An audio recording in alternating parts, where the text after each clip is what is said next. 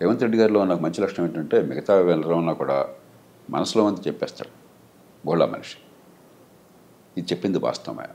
పార్టీలకు అతీతంగా మీరు ఏ పార్టీనైనా మీరు కూర్చోండి, ఎమ్మెల్యేలు కానీ, ఎంపీలు కానీ, మంత్రులు కానీ, ముఖ్యమంత్రులు కానీ, పార్టీలు మర్చిపోండి. ప్రైవేట్ కానీ పబ్లిక్ అందరూ చెప్పలేకపోవచ్చు, కానీ అందరి మనసుల్లో ఏ వేదన ఉన్నది. అరే ఇంత డబ్బులు వసూలు చేస్తున్నాం, పన్నుల డబ్బులు, ఈ ప్రజలకి ఇన్ని మాటలు చెప్పి ఓట్లు తీసుకుంటున్నాము, ఇన్ని హామీలు ఇస్తున్నాము, మరి ఈ ప్రజల జీవితాన్ని బాగు చేయడం కోసం పని కావాలని చెప్పంటే ప్రతిదానికి అడ్డంకులు వస్తున్నాయి అన్న భావన అది లేనటువంటి మంత్రి కానీ, ఎమ్మెల్యే కానీ, ఎంపీ కానీ భారతదేశంలో లేరు. అయినా కూడా వ్యవస్థ నడుస్తుందంటే కొంతమంది సామర్థ్యం వల్ల, చిత్తశుద్ధి వల్ల, దేశభక్తి వల్ల నడుస్తుంది. కానీ కొంతమంది ఎంత భారం మోస్తారు, ఎన్ని పనులు చేయగలుగుతారు?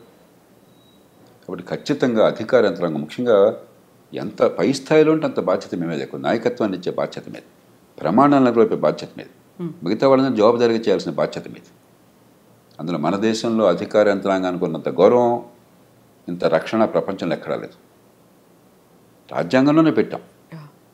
ఒకసారి ఉద్యోగం వచ్చాక జీవితం పొడుగుతా మీకు మీరేం పని చేయకపోయినా కూడా ప్రమోషన్లు గ్యారంటీ, టైం బౌండ్గా పదోన్నతులు గ్యారంటీ, పదవులు గ్యారంటీ. అలాగే ఉద్యోగానికి తీసిన దాఖలా దాదాపుగా ఉండవు.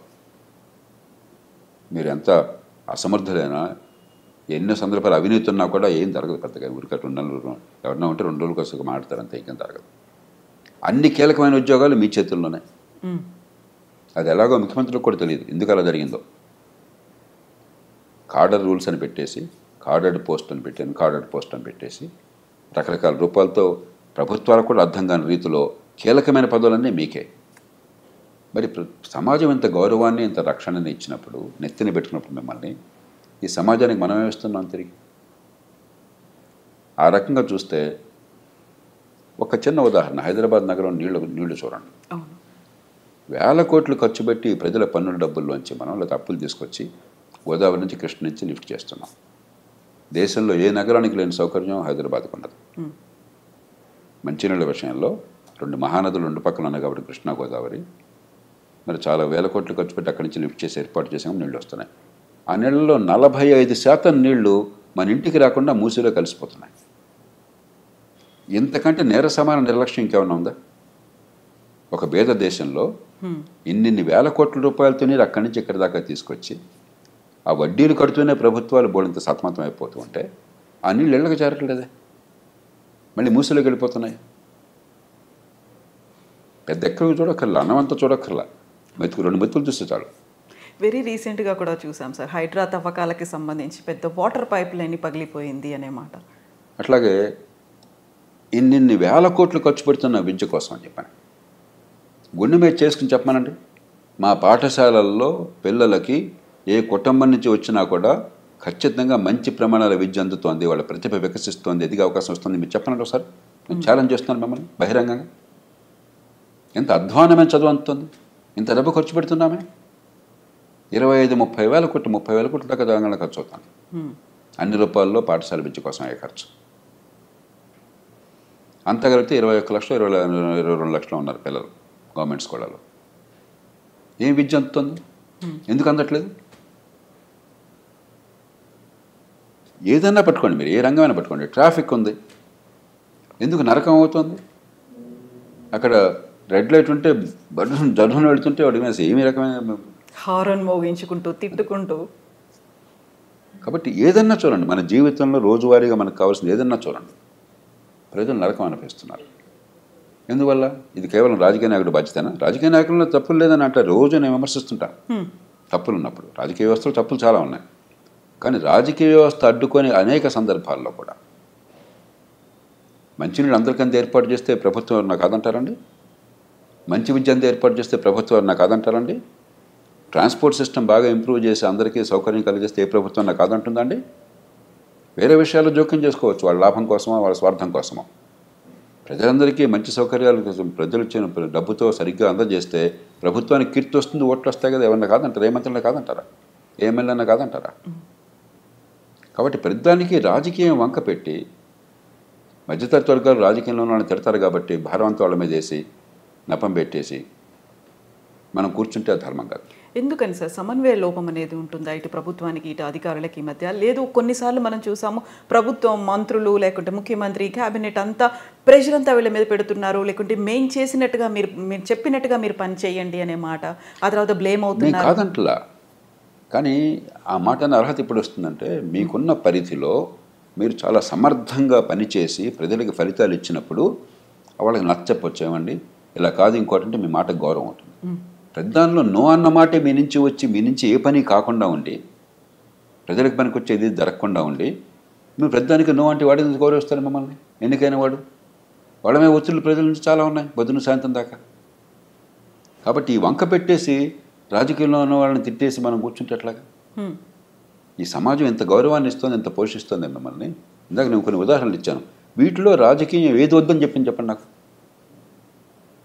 వీటిలో ఏ ఒక్కటైనా సరే ఒక ముఖ్యమంత్రి కానీ ఒక పార్టీ నాయకుడు కానీ ఏ పార్టీ ప్రభుత్వంలో ఉన్నా సరే మీరు ఇది చేయొద్దయా, ప్రజలకు అసౌకర్యం కలిగించండి, ప్రజలకు రవాణా వద్దు, ప్రజలకు మంచినీటి సరిగ్గా అందొద్దు, మురుగునీటి పరిధులు సరిగ్గా అవుతున్న వాళ్ళని చెప్పాడా? కాబట్టి రాజకీయ వాళ్ళు తప్పు చేయట్లేదు నేను అంటలా, కానీ కొన్ని రంగాల చూస్తుంది చట్టబద్ధ పాలన లేదు, నిజమే. ప్రధానంలో రాజకీయ జోక్యం ఉంటుంది పోలీస్ కేసుల్లో, నిజమే. పక్కన పెట్టేద్దాం, దానికి ఏం చేయాలో ఆలోచిద్దాం. కానీ అదేం లేకుండా చాలా రంగాలు ఉన్నాయి. అక్కడ మీరేం చేస్తున్నారు, ఎందుకు చేయటం లేదు? అంచేత ఎవరినో బాధ్యులుగా చేస్తే లాభం. దీనికి మనందరం బయట ఉన్న వాళ్ళం కూడా సమిష్టిగా బాధ్యత తీసుకోవాలి. రాజకీయంలో ఉన్న వాళ్ళు సహజంగా ఎన్నికైన వాళ్ళు బాధ్యత మనం పెట్టాం కాబట్టి వాళ్ళ బాధ్యత తీసుకోవాలి, దాని అనుమానం లేదు. కానీ పాలనా యంత్రాంగం, న్యాయ వ్యవస్థ, పత్రికా ప్రపంచం, మరి ప్రభుత్వాలు బయట ఉన్నటువంటి కాస్త కూస్తో పలుకుబడి ఉంటే మనందరం నేను కూడా బాధ్యత తీసుకుంటున్నాను. నా తప్పు కూడా ఉందని నేను అనుకుంటున్నాను. అంతేకాకుండా ప్రతివాడిని వాడిని చూపెట్టేసి వాడు తప్పు చెప్పేసి ఇది తప్ప. ముఖ్యమంత్రి గారు ఆవేదన నిజమైనది, దేశమంతా ఉన్నది, సహేతుకమైనది. ఖచ్చితంగా పాలనా యంత్రాంగంలో మౌలికమైన ప్రక్షాళన కావాలి, మౌలికమైన మార్పు కావాలి. ఈ పద్ధతి కొనసాగిస్తే ఇప్పుడు కొన్ని సినిమాల్లో చూస్తే, ఈ మధ్య ఒక సినిమా నేను మా శ్రీమతి చూస్తూ నేను ఒక 2 నిమిషాలు చూస్తే నాకు వాంతి వచ్చినట్టు. సినిమా చూసారు సార్ మీరు? వాడు అధికారిని వేశారట ఎన్నికల కోసం అని చెప్పని, వాడొచ్చి బస్తమే సవాలని చెప్పని, నువ్వేవాడువయా ముఖ్యమంత్రివి, లేకపోతే నువ్వేవాడువయా మంత్రివి, నేను 35 ఏళ్ళు ఉంటాను, నేను అంత తెలుస్తాను అంటాడు. అది నిజంగా జనం తప్పట్టు పడతారు గొప్ప అనుకుని. ఇదే ప్రజాస్వామ్యం, ఇదే అధికారుల అహంకారం, ఇదే రాజ్యాంగం. మనం ఒక చాలా విచిత్ర వాతావరణాన్ని సృష్టిస్తున్నాం ఈ దేశం. నాకు ఇది వాంతి వచ్చింది అది చూస్తే. దీనిలో అసలు ప్రజాస్వామ్య స్పృహ ఏంటి, రాజ్యాంగ స్పృహ ఏంటి, మంచి పరిపాలన గురించి అవగాహన ఏంటి, ఇదే మన ప్రజలకు చెప్తున్నది. ఎంత అజ్ఞానాన్ని మనం పెంచుతున్నాం ఈ దేశంలో. అలాగే ఈ పదవుల కోసం పడితే వెంపర్లట 15 లక్షల మంది పోటీ పడ్డం ఐఏఎస్ కోసం అని చెప్పని, జీవితం అంతా త్యాగం చేయడం, ఒక 5 ఏళ్ళు 10 ఏళ్ళు. అంత ఈజీ కాదు ఐఏఎస్ ఐపీఎస్ ఆఫీసర్లు అవడము అనేది ఉంటుంది కదా సార్, చాలా కష్టపడితే వచ్చారు. ఇంత కష్టపడి వచ్చిన తర్వాత మీరు ఉద్ధరించింది ఏంటట? కరెక్టే, ఉద్ధరించింది ఏంటట? ఎందుకని జరగట్లేదు ఫలితాలు? నేను కోపంతో చెప్పట్లా, ద్వేషంతో చెప్పట్లా. నేను ఆ పదవుల్లో ఉన్నవాడిని, నేను నిస్పృహతో బయటకు వచ్చినవాడిని కాదు, నిరాశతో పనికి రాకుండా బయటకు వచ్చినవాడిని కాదు, ఫెయిల్ అయిన వాడిని కాదు. నన్ను ఎవరు భారతదేశంలో ఒక అధికారిగా ఫెయిల్ అయిన ఎవరో ఏ మనిషిని అనుకోవట్లా. నన్ను బాగా తిట్టేవాళ్ళు కూడా ఆ మాట ఇప్పుడు అనలా, ఇంతవరకు సాధ్యం కాదు. అది ఒక ఆవేదనతో చెప్తున్నాను. ఇంత అవకాశాన్ని సమాజం మీకు ఇచ్చి నెత్తిన పెట్టుకుంటే మీ వల్ల ఏం జరుగుతుంది ప్రజలు? ఇది పోగా అహంకారం చాలామందికి. ప్రజల గురించి పట్టించుకునేది లేదు, వాళ్ళ బాధల గురించి పట్టించుకునేది లేదు.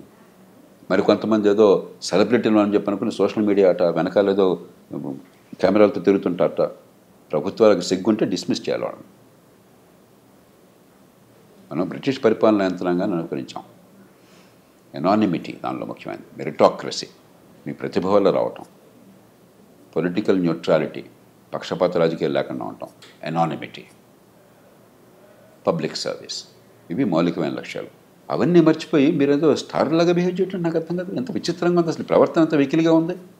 దాన్ని ఎలా సహిస్తున్నారు ఈ రాజకీయంలో ఉన్నవాళ్ళు? దానికి ముఖ్యమంత్రి గారిని కూడా బాధ్యతలు చేస్తున్నాను. మీరేం చేస్తున్నారు మరి?